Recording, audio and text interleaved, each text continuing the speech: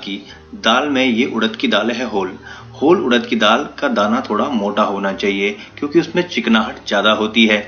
और जो छोटी दाल होती है उसके अंदर मूंग और मोठ मिला दी जाती है, इसलिए वो दाल सही नहीं बनती। तो अच्छी ब्रांड की दाल लीजिए, इसमें से हाई चॉइस एक अच्छा ब्रांड है। दाल की कुकिंग प्रोसेस को शॉर्ट करने के लिए धुली हुई उड़द दाल का भी इस्तेमाल किया गया है।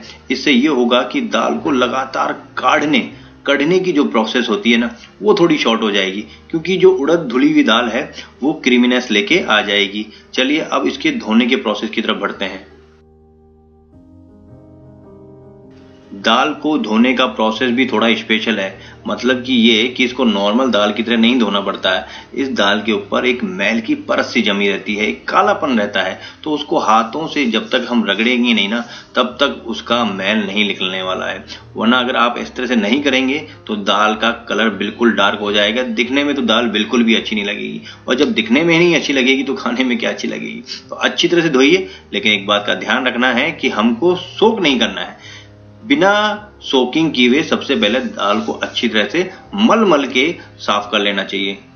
दाल को अगर भिगोगे आपने सोक किया तो दाल का छिलका भी साथ में उतरने लग जाएगा, इसलिए पहले साफ कीजिए उसके बाद में सोक कीजिए। 2 घंटा बस बहुत है। और ये रही धुली हुई उड़द की दाल, इसको भी अच्छी तरह से धो लेते हैं और इसको भी लगभग 1 से 2 घंटे के लिए हम भिगो लेंगे। दाल को भीगे हुए लगभग 2 घंटे हो गए, इससे ज्यादा भिगोने की जरूरत नहीं है।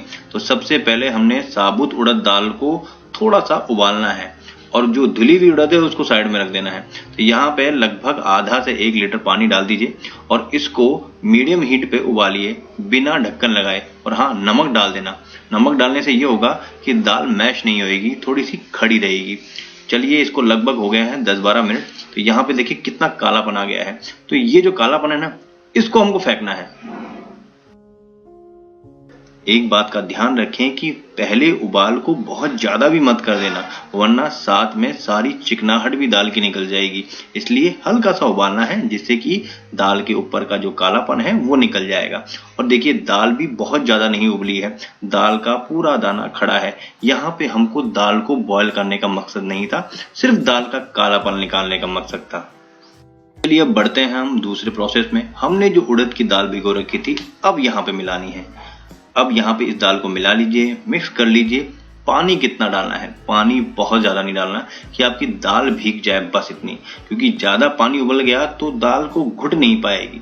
यहाँ पे हमने इसी टाइम में डाल दिया है लहसुन अदरक का पेस्ट और ये डाला है हमने टमाटो प्यूरी। रेसिपी के हिसाब से फ्रेश टमाटो प्यूरी का इस्तेमाल नहीं करना है, टिन वाली ही करना है, क्योंकि टिन से एक अच्छा टैंगनेस वाला टेस्ट आता है।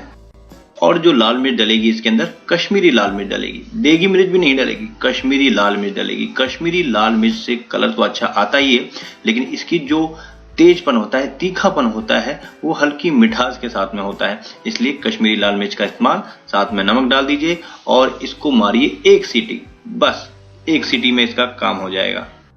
अगर ये दाल होटल में बन रही होती तो कुकर का इस्तेमाल नहीं होता, यहाँ पे डायरेक्ट पतीले में ही उबाली जाती और धीरे धीरे करके वो बनती।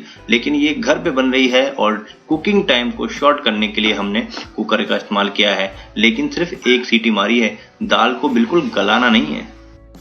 अगर हमने दाल को बहुत ज्यादा गला दिया तो होल उड़द की दाल से छिलका अलग हो जाएगा, और छिलका अलग हो गया और दाल अलग हो गई तो ये दाल बिल्कुल भी अच्छी नहीं बनेगी। तो जो ग्रेन होता है वो दाल के छिलके के अंदर ही रहना चाहिए, और जो चिकनाहट आएगी और जो बाइंडिंग आएगी उसके लिए हमने यहाँ पर धुली हुई उड़द दाल का इस्तेमाल किया है। जो पलटे का इस्तेमाल कर रहे हैं उसमें कट होना चाहिए सीधा, और उसके अलावा एक लैडल भी लीजिए। उससे होगा ये कि लैडल को उल्टा करके घुमाएंगे तो दाल थोड़ी सी घुटेगी और क्रीमीनेस आएगी दाल के अंदर। और जो आपका टेम्परेचर रहेगा फ्लेम का वो बिल्कुल लो रहेगा, धीमी धीमी आंच पे चलने दीजिए। लगभग इस प्रोसेस में 1 घंटा लग जाता है, तो ये तो लगना ही पड़ेगा, वरना आपकी दाल ऐसी क्रीमीनेस वाली नहीं बन पाएगी। और अगर आप बन गई तो वो छिलके के साथ अलग हो जाएगी, फिर टेस्ट नहीं आने वाला। जब मुंह में छिलका आता है ना दाल का, बिल्कुल अच्छी नहीं लगती है। दाल बुखारा के अंदर मक्खन ताजा डलता है, मतलब सफेद वाला।